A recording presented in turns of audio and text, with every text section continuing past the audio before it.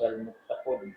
Syukur kepada Allah Subhanahu wa taala kerana dengan kurnianya kita dapat hadir pada malam ini dan kita nak meneruskan pengajian fitman haji kita, dan insyaallah sama adanya hukum yang menjadi sunat, sama ada hukum yang menjadi makruh, sama ada hukum yang menjadi harus. Harus. Baik. Hadirin dan hadirat yang dirahmati oleh Allah Subhanahu wa taala, pada minggu yang lepas kita dah masuk dalam bab cara mandi yang sunat, mengikut dalam acuan mazhab Syafi'i, yang mana basuh dua belah tangan dulu dari bekas air, kemudian baru membasuh kotoran kemaluan. Ia salah satu sunnah dia. Keduanya berwuduk dengan sempurna, namun tinggalkan basuh kaki sementara badannya mau dimandikan dulu. Kemudian yang ketiga, selati rambut dengan air kemudian membasuh kepala sebanyak 3 kali. Antara sunnahnya yang lain, keempat, menggiru sebahagian badan sebelah kanan, barulah sebelah kiri. Kanan dulu, baru kiri. Okey. Baik, kemudian yang kelima, menggosok badan dan berturut-turut di antara basuhan anggotanya sebagai jalan keluar daripada pegangan Maliki yang mewajibkan basuhan anggota secara demikian. Maksudnya jangan berhenti mandi biar mandi habis dulu baru kita berhenti. Gosok badannya. Air yang mengalir dekat badan kita masa kita mandi kita disunatkan untuk menggosokkan. Jangan ditinggalkan gosokannya. Mun kita mandi dalam kolam terjun, nawaitu raf'al hadasil akbari lillahi ta'ala, terjun terus. Sah ke si mandi kita? Sah. Tapi sunnah menggosokkan juga.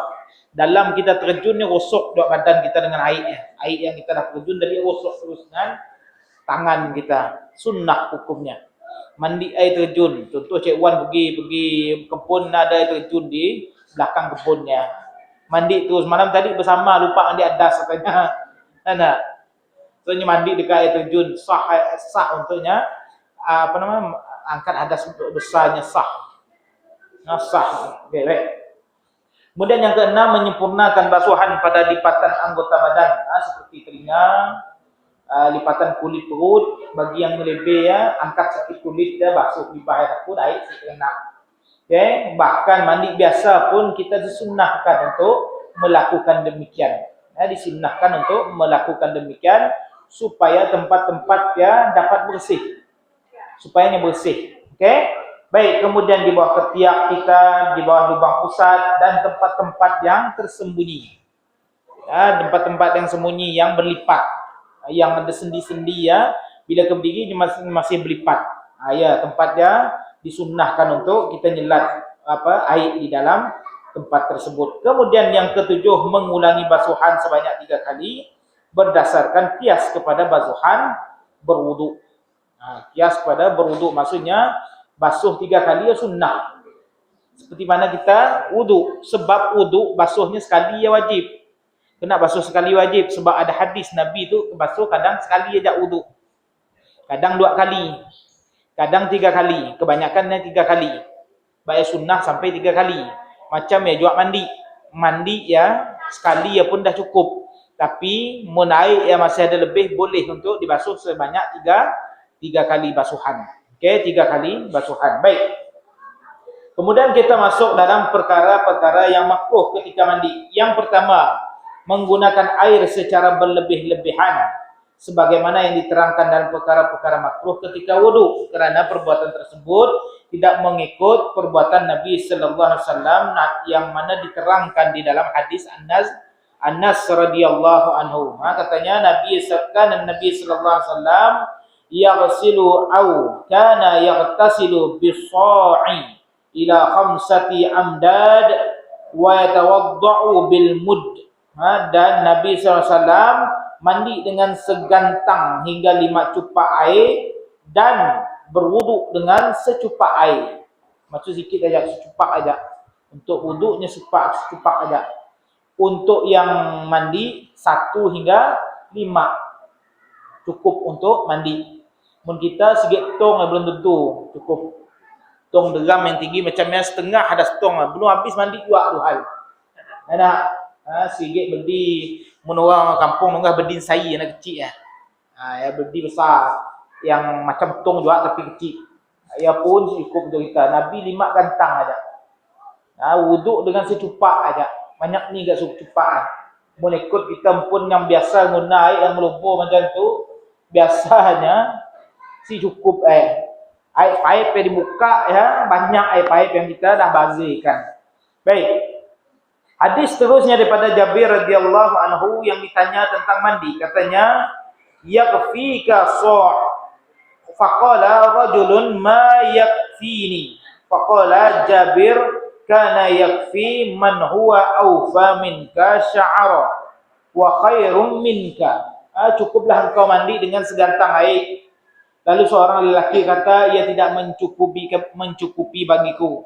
Jabir menjawab, ia telah pun mencukupi bagi orang yang baik dan rambutnya lebih lebat daripada engkau, yakni Nabi sallallahu alaihi wasallam.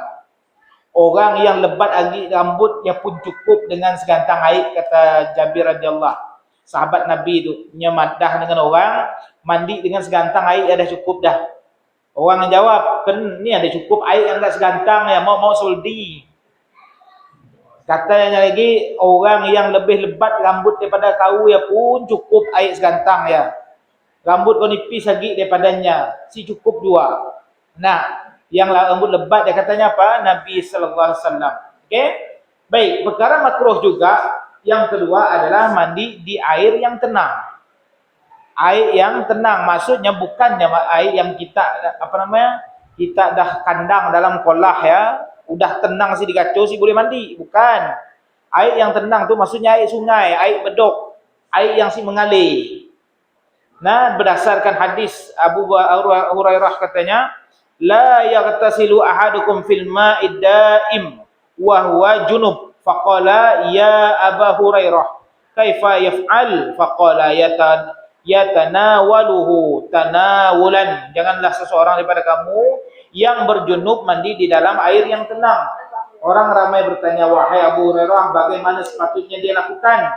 Abu Hurairah menjawab, ambil air dengan tangan ataupun bekas kecil serta niat mencedoknya sekiranya air itu sedikit supaya tidak menjadi mustakmal disebabkan bersentuh dengan tangan, atau ambil sedikit air daripada bekas sebelum berniat mengangkat janabah. Kemudian berniat membasuh tangan dan ambillah air seterusnya dengan tangan itu. Maksudnya ambil air dulu. Air yang tenang tu jangan terjun. Mun dalam kolah jangan terjun dalam ya. Mun air sungai sekalipunnya masih masih bedok, masihnya si mengalir, jangan mandi dalamnya dulu. Ambil cedok. Jangan terjun. Ambil ya cedok daripada siap. Angkat, ambil. Caranya ambil sedikit air ya, basuh dulu tangan yang kita nak guna, ambil ya dengan niat angkat hadas terus. Angkat hadas daripada air ya, kemudian kita cedok, dah si jadi mustakmal dah air ya. Dah si jadi mustakmal dah air ya. Baik. Kemudian hikmah tersebut kata pengarang buku tu adalah kerana perasaan seseorang berasa jijik menggunakan air yang telah dibuat mandi dengan apa cara sekalipun. Perbuat itu juga membazir air disebabkan ia tidak sesuai dibuat bersuci sekiranya kurang daripada 2 kolah, kerana telah jadi air itu mustakmal dengan perbuatan mandi tersebut. Orang ramai pada kebiasaannya memang sentiasa perlu menggunakan air tersebut, disebabkan itulah dilarang mandi di dalamnya. Maksudnya mandi terjun dalamnya. Kan maksudnya bila kita nangga air yang dah dikandang dalam tong, dari kandang kita dalam ya, kita boleh mandi langsung. Maksudnya jangan terjun dalam ya. Jangan terjun dalam ya, maksudnya boleh cedok, ambil dan gunakan. Itu juga mun sungai ataupun telaga. Adalah telaga yang besar ya, kita juga nak terjun dalamnya. Lalu jadi mustakmal dah air ya. Air yang dilarang oleh Nabi sallallahu alaihi wasallam, yang dilarang oleh ajaran kita tu. Okey, ada 2 dia perkara makruh. Yang pertama, jangan bazir air. Jangan berlebihan menggunakan air. Mun air dia dapat dibuka kecil-kecilkan dulu. Mun air ya dibuka, sekali buka ya memang saya aja air, pakailah besar ya. Munnya besar air keluar, cepat-cepat ambil wuduk, takut membazir. Ataupun sediakan bekas, ambil bekas, salut air ya. Wuduklah. Sekadar yang dibenarkan. Okey, baik.